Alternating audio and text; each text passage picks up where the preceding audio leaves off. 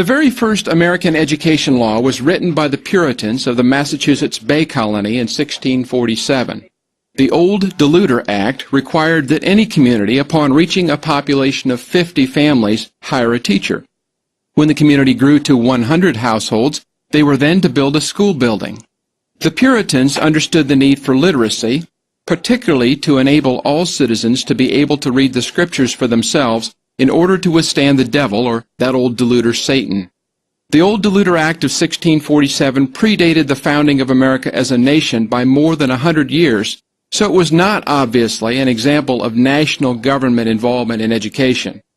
It was a local community effort that arose from the needs of local families, and it was focused only on teaching children to read, the most basic educational skill. Few of America's founding fathers received much of their education in an organized school setting. While some attended private schools, most were schooled at home by their parents or private tutors, or they were self-taught.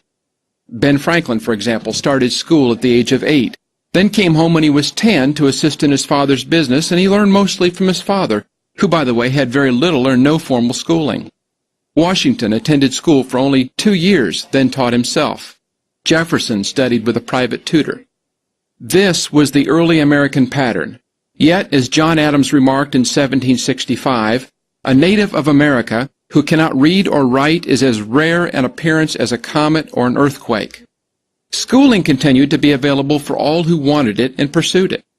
An 1830 article in the Philadelphia National Gazette said, "Education in general must be the work of the intelligence, need, and enterprise of individuals and associations. At present, in nearly all of the most populous parts of the United States, it is attainable for nearly all the inhabitants." Some New England schools were tax-supported under state law, but they had to compete with academically superior private academies. Education across most of the country, however, was completely laissez-faire. School attendance was voluntary, and schools were funded either privately or by charity. And what were the results of America's early education efforts prior to the rise of an organized school system? Well, according to the census of 1840, fully 90% of white adults were listed as literate. In 1860, that number had risen to 94%.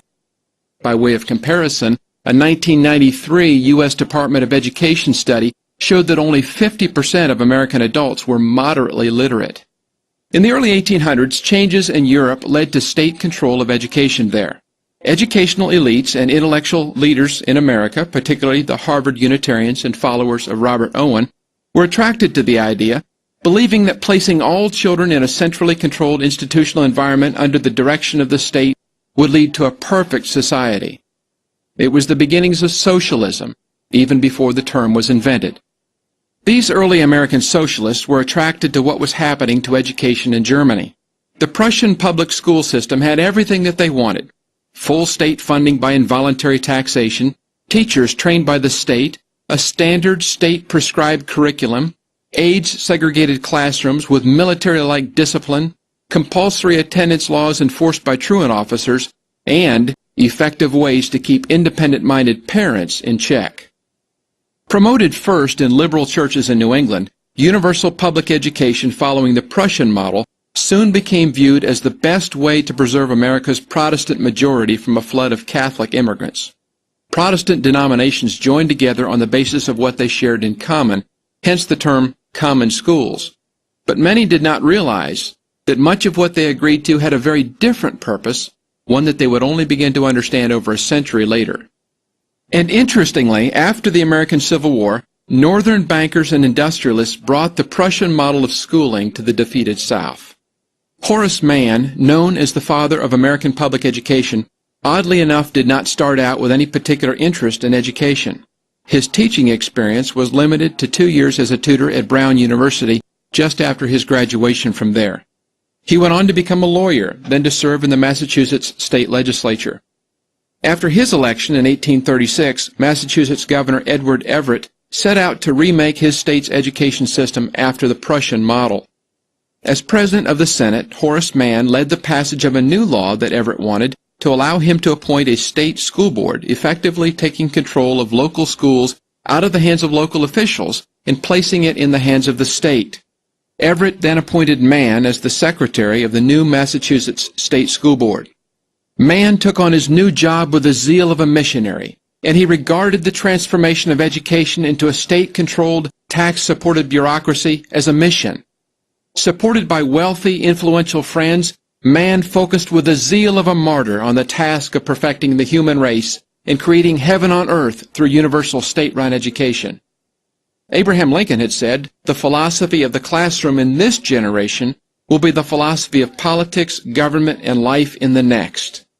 To determine the philosophy that would reign in the classroom, social planners and other supporters of state-run education had to determine who would be the teachers in the classroom and what the teachers would believe. To accomplish that, Mann concentrated on establishing teacher colleges known as normal schools. James G. Carter, in an 1825 pamphlet, called the first normal school at Lexington, Massachusetts, quote, "an engine to sway the public sentiment, the public morals, and the public religion more powerful than any other in the possession of the government," unquote. And it became a model that was visited, studied, and duplicated nationwide, though it contributed immediately to a reduced literacy by promoting the whole word method of teaching reading. Mann also set out to convince the middle and professional class to withdraw their children from private schools and to place them in the new common schools for the good of the entire society. He appealed to their religious sentiment first by pointing out that the common schools had first been set up for religious purposes, but he misrepresented what that purpose was, which was to teach children to read the Scriptures, not that they might perfect other children by forced association.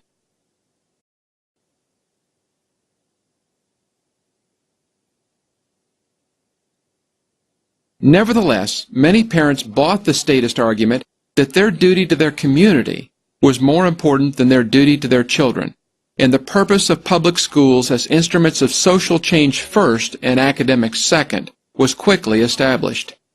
Though parents may not have known it, they were fulfilling the wildest dreams of Karl Marx and Frederick Engels, who wrote in the Communist Manifesto in 1848 that they wanted to stop the exploitation of children by their parents by destroying the most hallowed of relations when we replace home education by social. They wrote that the hallowed correlation of parents and child between the family and education was disgusting bourgeois claptrap. The next big player who was instrumental in applying this socialist statist education system to America was John Dewey, who furthered the demise of the neighborhood school and promoted the takeover of education by big industry and government via psychologically experimental methods. Dewey, like Mann, clearly understood the religious element that is inherent within education. Our schools, he said, are performing an infinitely religious work. They are promoting social unity. Religion associated with dogmatic beliefs we see disappearing. It is the part of man to work for the transformation of all practical instrumentalities of education till they are in harmony with these ideas. Underscoring the importance of Mann's earlier initiative to have the state teach the teachers, Dewey described teachers in almost Messiah-like terms. Every teacher should realize he is a social servant set apart for the maintenance of the proper social order and the securing of the right social growth. In this way, the teacher is always the prophet of the true God and the usherer in of the true kingdom of heaven. After taking over the teacher colleges, the next thing that these education statists had to do was to take charge of the textbooks that our children learned from. Gary North points out that what the textbook contains is not so important as what it leaves out. It leaves out evidence of rival views. The war for the minds of the next generation has been more carefully laid out by textbook committees than by any consortium or conspiratorial meeting behind closed doors. The textbook committees control by elimination. George Orwell wrote in his eerily accurate book, 1984, "Whoever controls the image and information of the past determines what and how future generations will think. Whoever controls the information and images of the present determines how these same people will view the past."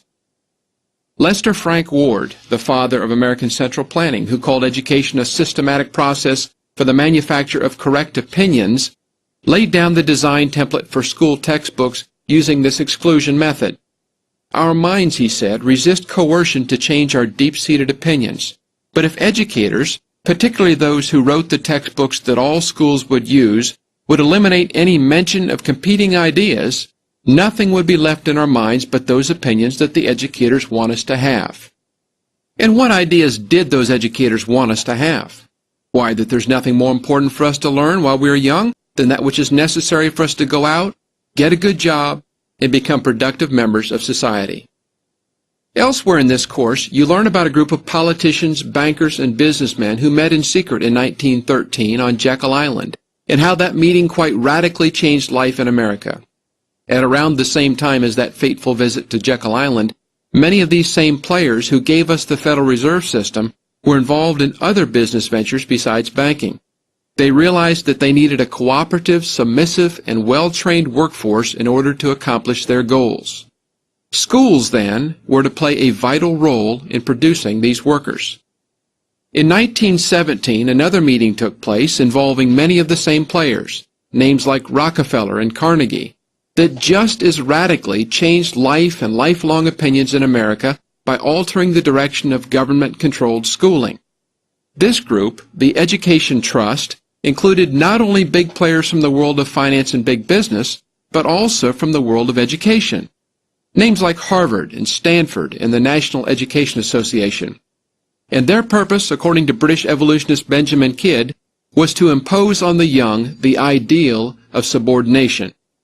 As former New York State Teacher of the Year John Taylor Gatto described it, students were to learn to think of themselves as employees competing for the favor of management, not as Franklin or Edison had once regarded themselves as self-determined free agents. No longer were rugged individualism and Yankee entrepreneurialism to be regarded as the strength and pride of America. Instead, young people were taught that their strength was to be found in submission to the greater good of the group, or as a backwards look at history shows, to the manpower needs of industrialists who had invested huge amounts of capital in new machinery that required factory workers to operate. And a new term was born: human resources. Yes, there has been, for almost the past 100 years, a deliberate effort made to actually use education to captivate the majority of American citizens to a working-class existence. Charlotte Iserby writes in The Deliberate Dumbing Down of America, "The mind of the average American became trained or conditioned to accept the idea that education exists solely for the purpose of getting a good job in the global workforce economy." School, according to John Taylor Gatto, was looked upon from the first decade of the 20th century as a branch of industry and a tool of governance. But did it stop then, after the era of the Rockefellers and the Carnegies? Hardly.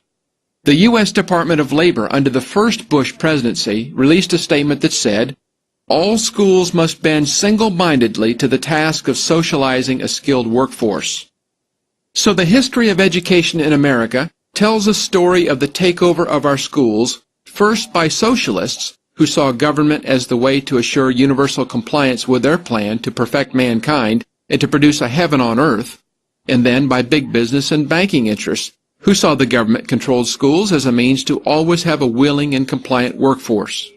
Most citizens today have been brought up in a government-controlled school, and now they have almost inbred in them the idea that education is properly a natural role of the government.